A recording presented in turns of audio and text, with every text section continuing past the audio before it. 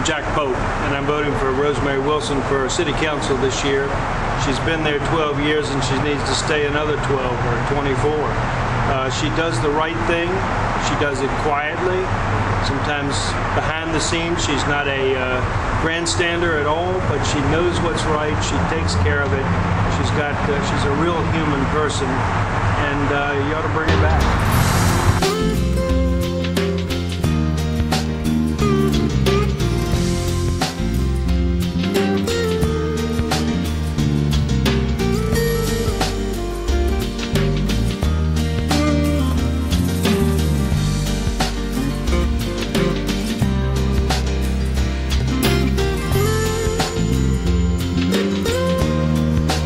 So Rosemary has been there for us in the Sheriff's Office. She was there for me when I was in the Virginia Senate. She's been there for all of Virginia Beach residents, regardless of their political affiliation. Virginia Beach has been ranked the best run city in the nation. That just doesn't happen. It's people like Rosemary that makes that happen. And so without further ado, I want to bring up Rosemary and give her the mic. And I want to thank everybody for being here today.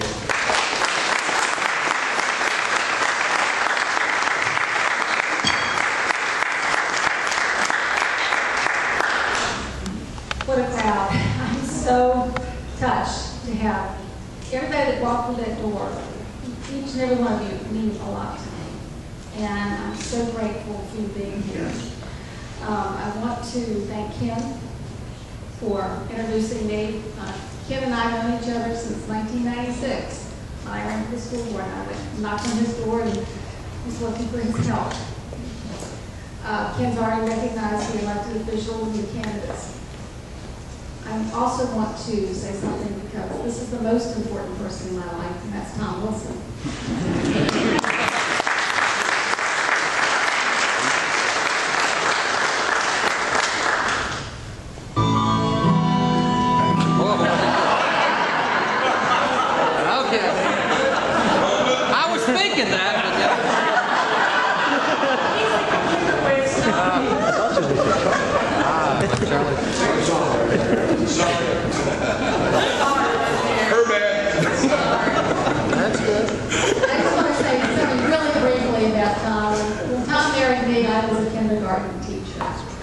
Bless his heart, he had no idea what our life was going to have in store for us in our lives.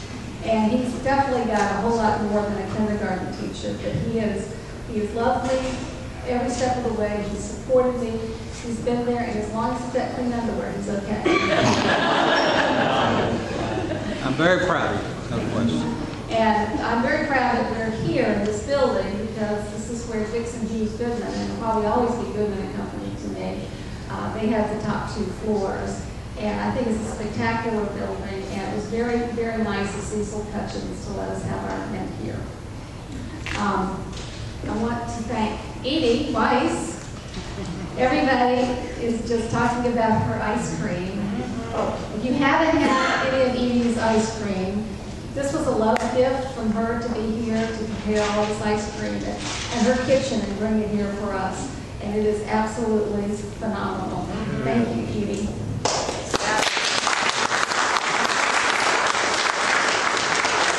Another special person that is here that is a dear friend of mine is Ollie Bates. Ollie, raise your hand. Ollie, he is former chair of the Democratic Party. And he's always been there for me too. As we all know, this is a nonpartisan election, and it's really great to have the Republicans and the Democrats support you. So thank you for being here. We have a lot of volunteers with Dennis Free. Dennis, where's Dennis? Dennis got here early and helped put out the signs. And Peggy Williams and Dawn, they were at the table. And then Bob Dyer was so nice, and we got Daniel, Rashad, and Laney to come and help pour the drinks and all of that sort of thing. So it's really, really wonderful to have people pitch in. I just had a few things that I wanted to share with you today. I wanted you to think about what Aristotle said. Aristotle said, "We are what we repeatedly do. Therefore, excellence is not an act, but a habit." Well, how true that is for the city of Virginia Beach. I often wonder when people forget that Wall Street 24/7 named us the best managed city in the nation, the second best city to raise a family, the fourth best beach in the country, and we're ahead of Honolulu. Women's Health magazine said we're the seventh healthiest place to be in the U.S. for women. And Bloomberg Business said we're the eighth best city in America. We're the safest city of our size. Our crime rate is down to 1963 levels. Terrible. We have the best bond rating that a city can get. We have a AAA bond rating. We have the fifth best school system in the country, of all the big ones. And we have the best superintendent in the state. And you know what else? We have the best citizens. That's you. Well, I could go on and on, because we have so many accolades that one of our favorite columnists, she wrote about it one day. I know who she is. And is that because we're the envy of many across the nation? Is this by chance or because of what we repeatedly do? It's a habit to be the best. And I am so grateful for y'all to be here for me to share these things and to be here for my campaign kickoff. And I look at things that our council, mayor, and our staff have accomplished. And we have so much to be proud of, but we have a lot left to do. We are still evolving, and I want to be part of this continuance of excellence. We are the greatest city in the world, but to stay there, we have to continue working and improving. Right, Glenn? Yep. So I look back at some of the things that I've been a part of. The Oceana Land Use Compatibility Committee. Try saying that fast. In 2005, we were scared to death we were going to lose Oceana. But not only have we been able to keep our master jet base, but with our land use plan and partnering with the state, we have become a showcase by the Navy across the country of what a community does to work with a military installation. 1,700 acres have been protected. With that jet crash on Good Friday, it was a stark and frightening reminder of why we do what we do. We have so much to be grateful for, and not only were we blessed by everyone staying safe, but we were good too. Our first responders and the Navy personnel worked together, and we were looked on by the world in awe of how they and our citizens handled this. Last year, I had this little idea. Tom said he wasn't too impressed with it, but that's okay. And it was to encourage job growth in the recession by giving new businesses a 2-year pass on that hated people tax.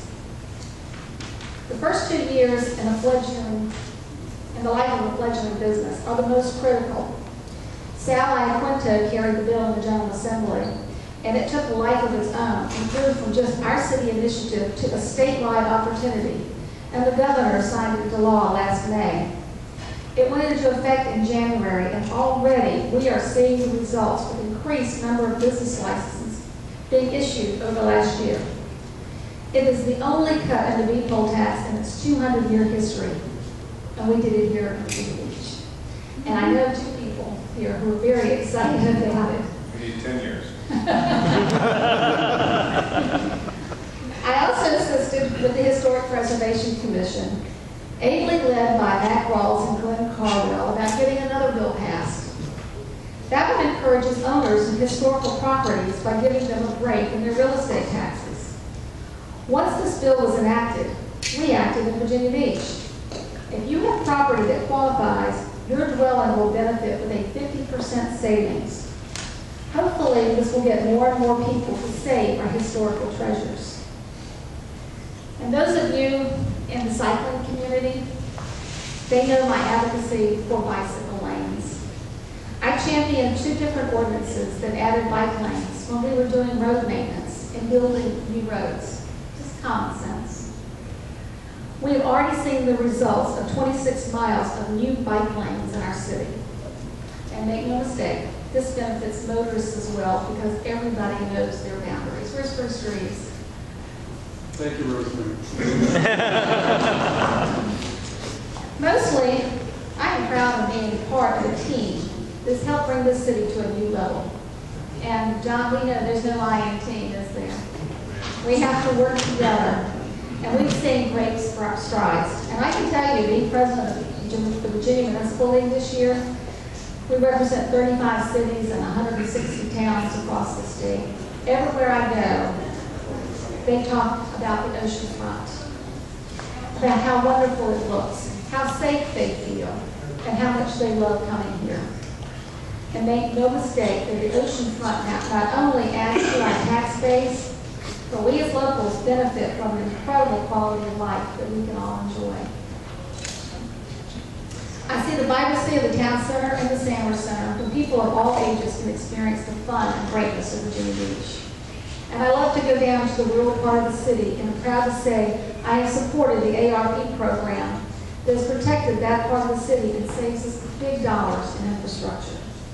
I'm very excited about Pleasure House Point and what will happen there with our partnership with the Chesapeake Bay Foundation. The governor has appointed me to the local government advisory board with Chesapeake Bay, and I help represent us in what we do with TMDLs and other environmental issues with the other states in the watershed. I need to address what this council did in our last budget vote. It was a very difficult vote, but it was very important to me and the passion I have for education to make sure our schools were funded and our teachers did not receive a salary cut. We are better than that. When Richmond's contribution dropped, we allotted more money for schools, and it will be dedicated in a funding formula to go forward in the future.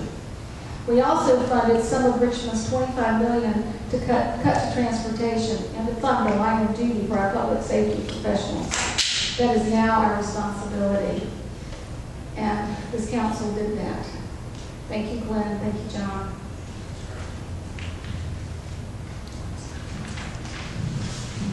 In every budget, I fought for teachers and for our first responders, and they all answer the call for us, and we must answer the call for them. Now, I know I've been there for quite a while, but I'm really not quite done yet. I still have a few tricks that I'd like to do. And here's one that I don't think a lot of people think about. This is a dream that I have, that every child in our city learns how to swim.